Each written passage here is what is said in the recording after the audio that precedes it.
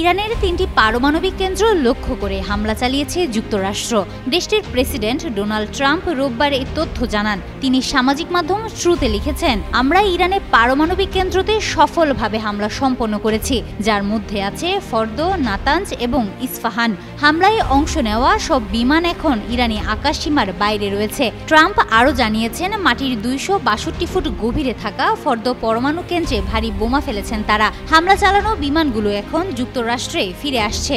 হামলা সফল হয়েছে জানিয়ে ট্রাম্প বলেছেন, আমাদের আমেরিকান যোদ্ধাদের অভিবাদন জানাই। পৃথিবীর অন্য কোনো সামরিক শক্তি নেই যারা এটি করতে পারত। এখন হলো শান্তির সময়। এর আগে ট্রাম্প জানিয়েছিলেন, তিনি ইরানে হামলা চালানোর অনুমতি দেবেন কিনা তা আরও ২ সপ্তাহ পরে বলা যাবে। ঠিক এই ঘোষণার ২ দিনের মাথায় এই যুদ্ধে জড়িয়ে পড়ল যুক্তরাষ্ট্র। তবে ইরান বলছে যে স্থাপনাগুলোতে হামলা চালানো হয়েছে সেখানে কোনো তেজস্ক্রিয়তা ছিল না। যুক্তরাষ্ট্রের এই হামলার মধ্য দিয়ে তৃতীয় বিশ্বযুদ্ধের সূচনা হলো কিনা সেই প্রশ্নই তৈরি হয়েছে।